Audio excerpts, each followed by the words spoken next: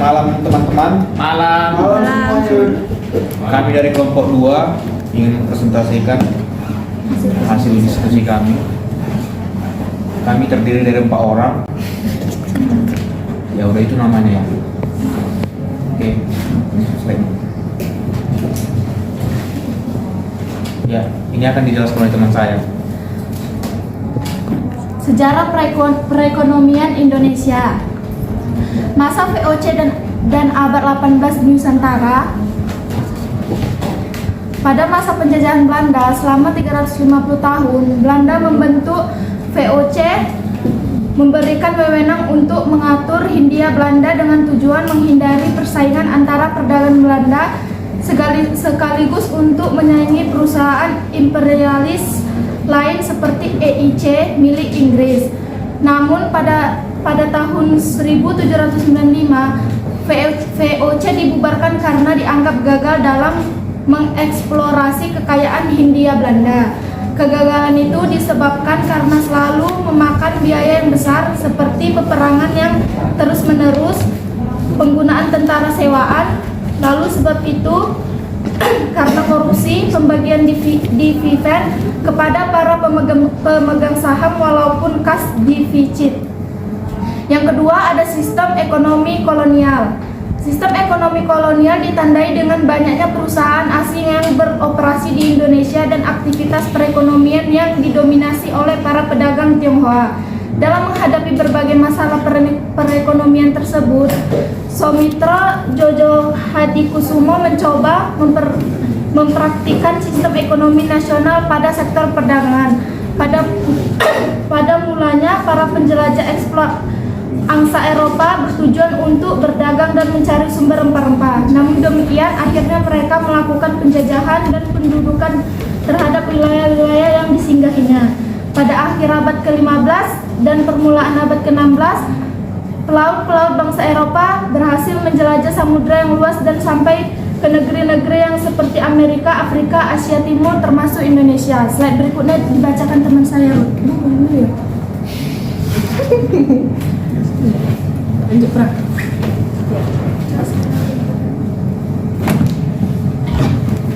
Sistem tanam paksa. Mungkin kawan-kawan udah tahu ini. Udah belajar sejarah kan kawan-kawan. Ini sedikit aja memang. Pada zaman tanam paksa di Indonesia, terjadi perubahan politik yang signifikan dalam pasar. Tanam paksa adalah sistem pertanian yang diterapkan oleh pemerintah kolonial Belanda pada abad ke-19 dan abad ke-20 di Indonesia. Sistem ini mengharuskan petani untuk menanam tanaman tertentu untuk ekspor seperti kopi, teh, karet, dan lainnya. Petani tidak diberikan kebebasan dalam menentukan jenis tanaman yang akan ditanam dan juga tidak memiliki kontrol atas hasil panen mereka. Perubahan politik yang terjadi pada masa tanam paksa adalah penguatan kontrol pemerintah terhadap pasar. Pemerintah kolonial Belanda memiliki kontrol penuh terhadap pasar dalam sistem tanam paksa. Mereka dapat menentukan harga dan kualitas produksi tanaman dan juga menentukan siapa yang akan membeli dan menjual hasil panen. Hal ini memungkinkan pemerintah untuk memaksakan harga rendah pada petani dan mengambil keuntungan besar dari ekspor.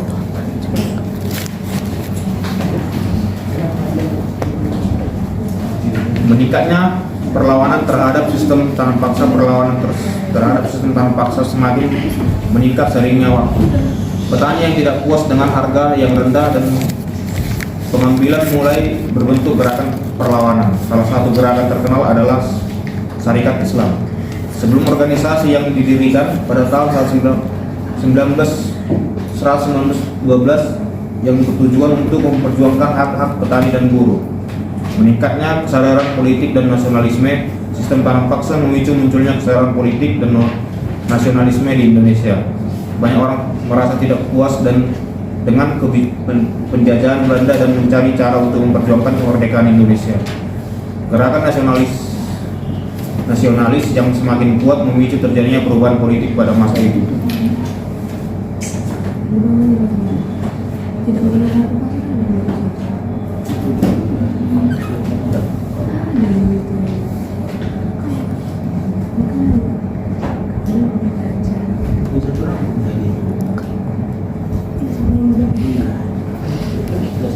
Perubahan politik yang terjadi pada masa tanam paksa Indonesia memiliki dampak jangka panjang.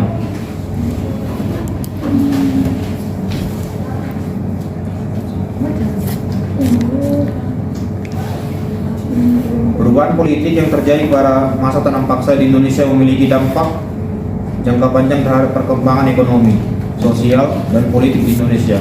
Meskipun sistem ini telah lama dihapus, dampaknya masih terasa hingga saat ini.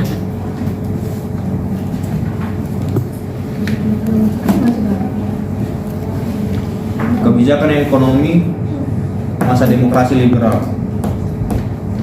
Kebijakan ekonomi liberal adalah sebuah pendekatan ekonomi yang mengedepankan prinsip-prinsip pasar bebas dan persaingan yang sehat dalam mengatur kegiatan ekonomi. Kebijakan ini memiliki tujuan untuk meningkatkan efisiensi dan produktivitas ekonomi serta memberikan kebebasan kepada pelaku ekonomi untuk menentukan harga dan kuantitas barang dan jasa yang dihasilkan dan dikonsumsi. Sistem pemerintahan kolonial yang diterapkan oleh Belanda di Indonesia adalah sistem yang otoriter dan menempatkan kepentingan Belanda di atas kepentingan rakyat Indonesia. Belanda memerintah melalui sistem administratif yang diatur oleh pemerintahan kolonial dengan seorang gubernur jenderal sebagai kepala negara. Pemerintah kolonial juga menempatkan pegawai-pegawai Belanda di posisi-posisi penting dalam pemerintahan dan ekonomi, serta membatasi keterlibatan penduduk pribumi dan pemerintahan dan ekonomi.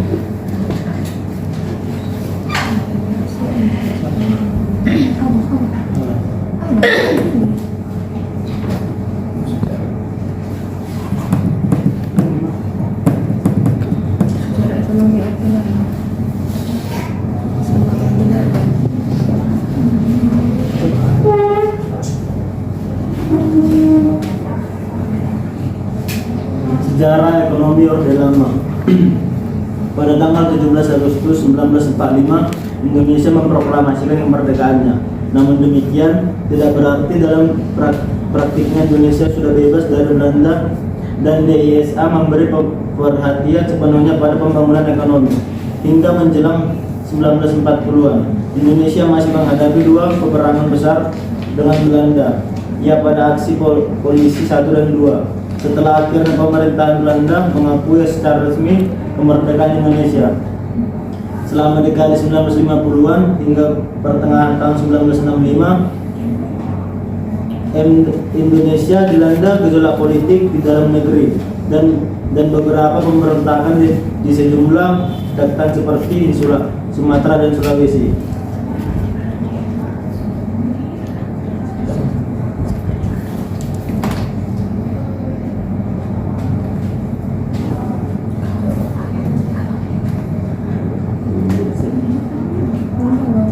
Sejarah ekonomi Orde Baru. Tepatnya sejak bulan Maret 1966, Indonesia memasuki pemerintahan Orde Baru. Berbeda dengan pemerintahan Orde Lama, dalam era Orde Baru ini, perhatian pemerintah lebih ditujukan pada peningkatan kesejahteraan masyarakat lewat pembangunan ekonomi dan sosial di tanah air.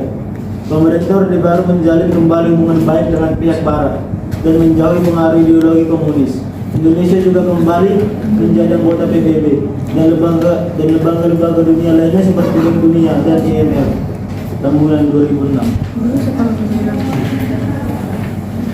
Selanjutnya, sejarah perkembangan ekonomi pada masa transisi.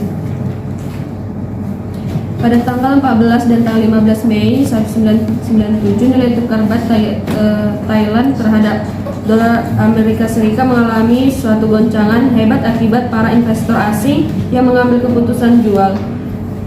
Mereka mengambil sikap demikian karena tidak percaya lagi terhadap prospek perekonomian negara tersebut, paling tidak untuk jangka pendek. Untuk mempertahankan nilai tukar bat agar tidak jatuh terus, pemerintahan Thailand melakukan intervensi dan didukung oleh intervensi yang dilakukan oleh Bank Sentral Singapura.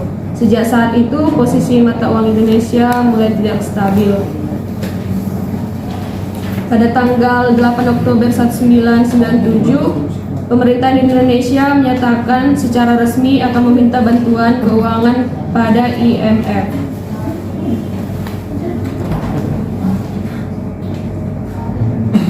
Dan pada tanggal 21 Mei 1998 Presiden Soeharto mengundurkan diri dan diganti oleh wakilnya B.J. Habibie, dan tanggal 23 Mei 1998 Presiden Habibie membentuk kabinet baru awal dari terbentuknya pemerintahan transisi. Pada awalnya pemerintahan yang dipimpin oleh B.J. Habibie disebut pemerintahan reformasi. Akan tetapi setelah setahun berlalu, masyarakat mulai melihat bahwa sebenarnya pemerintahan baru ini tidak berbeda dengan pemerintahan sebelumnya. Akhirnya banyak kalangan masyarakat lebih suka menyebut pemerintahan transisi daripada pemerintahan reformasi. Selanjutnya, perkembangan ekonomi masa reformasi. Yang pertama, masa kebangkitan ekonomi setelah 6 tahun masa krisis. Kebangkitan ekonomi dan pertumbuhan ekonomi moderat melewati masa krisis ekonomi, ekspor meningkat dan ekonomi tumbuh 6%, dan yang terakhir masa mengalami masalah stabilitas ekonomi. Sekian hasil presentasi kami. Sesi pertanyaan akan kami buka. Deska. Saya dari kelompok 4 ingin bertanya tentang apakah kegiatan ekonomi negara Indonesia dapat berjalan dengan normal tanpa memiliki hubungan dengan masyarakat luar negeri. Perkenalkan, saya berada di kelompok 7. Pertanyaan saya, bagaimana perekonomian Indonesia pada masa pemerintahan saat ini atau pada pemerintahan Presiden Jokowi? Selanjutnya ada lagi? Saya mau bertanya, saya perwakilan dari kelompok 1 ingin bertanya, karena sejarah perekonomian Indonesia yang sudah Anda jelaskan, menurut Anda bagaimana rencana strategi sistem ekonomi Indonesia ke depannya apabila dikaitkan dengan beberapa faktor seperti kondisi sekarang, aspek politik, dan pertahanan atau keamanan? Sebutkan dan jelaskan. Terima kasih. Saya perwakilan dari kelompok 3 ingin bertanya bagaimana upaya pemerintah mengatasi krisis ekonomi pada masa ini.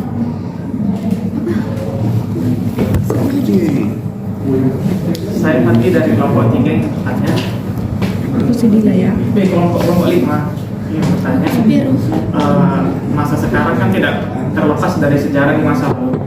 Pertanyaannya, sejarah di masa lalu apa yang sampai saat ini masih diterapkan? Dan sejarah itu memberikan apa? Memberikan hal positif atau hal negatif untuk kemajuan bangsa? Sekian. Saya diwakili dari kelompok 6. Saya mau bertanya, dari sejarah ekonomi Indonesia sejak tahun 1945 hingga pada saat ini, coba sebutkan sistem ekonomi apa yang paling tepat bagi Indonesia saat ini, dan coba jelaskan mengapa memakai sistem ini. Saya akan menjawab pertanyaan dari Nadila kelompok 4. Pertanyaan itu, apakah kegiatan ekonomi Indonesia berhasil dengan bisa berjalan dengan normal kalau misalnya nggak ada kerjasama dengan negara lain? Jawaban itu enggak, karena kan pada dasarnya suatu negara itu nggak akan bisa memenuhi kebutuhan hidupnya karena keterbatasan kemampuan sama sumber daya. Jadi kalau kegiatan ekonomi suatu negara nggak akan dapat berjalan dengan normal tanpa memiliki hubungan dagang dengan luar negeri gitu. Jadi memang nggak bisa kita gitu, harus punya hubungan dengan negara lain juga. Iya. Oke, terima kasih. Baiklah, saya akan menjawab pertanyaan dari kelompok 7 dari abang kami Yoga. Bagaimana perekonomian Indonesia pada masa pemerintahan Jokowi? Ekonomi Indonesia di era kepemimpinan Presiden Joko Widodo bisa dibilang melaju kencang. Di tengah ancaman resesi dunia, pertumbuhan ekonomi domestik masih di atas 5%. Pada kuartal 1 2022, ekonomi mampu tumbuh sekitar 5,1%. Gitu. Saya akan menjawab pertanyaan dari kelompok 3 Peru. Bagaimana upaya pemerintah mengatasi krisis ekonomi pada masa ini? Cara pemerintah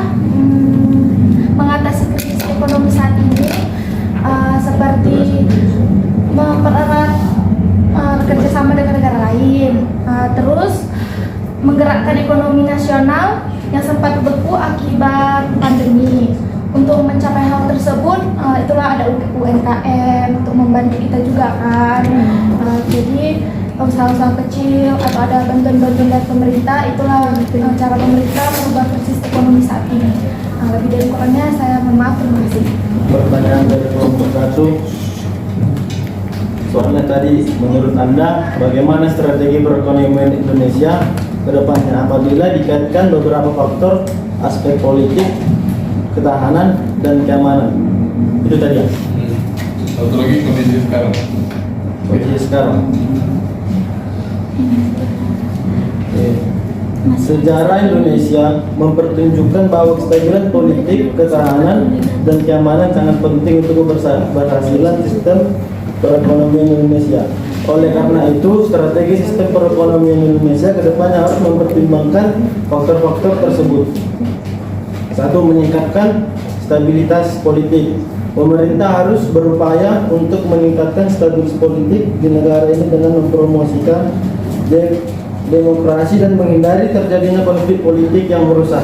Hal ini dapat dilakukan dengan memperkuat lembaga-lembaga demokrasi seperti parlemen dan memastikan bahwa keputusan politik dibuat secara transparan dan akuntabel. Yang kedua, meningkatkan ketahanan dan keamanan. Pemerintah Indonesia juga berupaya untuk meningkatkan ketahanan dan keamanan negara dengan memperkuat sistem keamanan nasional, meningkatkan kemampuan aparat keamanan, dan mempromosikan keamanan regional dan internasional. Dan ketiga, mendorong investasi. Pemerintah Indonesia harus mendorong investasi asing dan domestik dengan memberikan insentif bagi investor untuk menanam modalnya di Indonesia. Hal ini dilakukan dengan memberikan kemudahan berinvestasi dan memperbaiki lingkungan bisnis agar lebih ramah bagi investor. Dan keempat, memperkuat sektor ekonomi. Pemerintah Indonesia harus memperkuat sektor ekonomi dalam negeri, terutama sektor yang dianggap strategis seperti sektor pertanian, manufaktur, dan infrastruktur. Hal ini akan membantu menciptakan lapangan kerja yang lebih banyak dan meningkatkan kesejahteraan masyarakat. Yang kelima, mendorong pertumbuhan ekonomi berkelanjutan. Pemerintah Indonesia harus mempromosikan pertumbuhan ekonomi yang berkelanjutan dengan memperkuat sektor ekonomi yang ramah lingkungan yang mendukung pengembangan energi terbarukan. Hal ini akan membantu menciptakan ekonomi yang lebih berkelanjutan dan ramah lingkungan bagi generasi mendatang. Secara keseluruhan, strategis sistem perekonomian. Terima kasih. Saya akan menjawab pertanyaan dari Fadli. Tadi pertanyaan, sejarah di masa lalu apa yang masih ada saat ini digunakan? Apakah itu berdampak positif atau negatif? Sistem ekonomi yang digunakan dari dahulu sampai saat ini yang digunakan di Indonesia itu sistem ekonomi Pancasila. Sistem ekonomi Pancasila. Kenapa itu positif atau negatif? Dampak positifnya itu masih digunakan masyarakat yang tinggal di desa, di perkampungan gitu. Kalau negatifnya dia kan udah bersaing sama bank, jadi kurang banyak menggunakan sistem ekonomi Pancasila ini. Karena kan contohnya seperti koperasi, simpan pinjam desa atau kayak rentenir gitu. Apakah saudara pada puas atau masih ada pertanyaan lagi? Saya akan menjawab pertanyaan dari Paulina. Pertanyaannya tadi, dari tahun 1945 sampai sekarang sistem ekonomi apa yang paling tepat dan kenapa digunakan sistem itu gitu ya? Ya. Sistem ekonomi seperti apa yang tepat bagi Indonesia dan jelaskan kenapa pakai sistem tersebut. Jadi sistem yang paling tepat di anut Indonesia itu sistem ekonomi Pancasila karena sistem ekonomi itu sesuai sama kebangsaan kita. Kalau ada yang puas, sekian hasil presentasi kami. Kami kembalikan kepada moderator. Tangan buat mereka.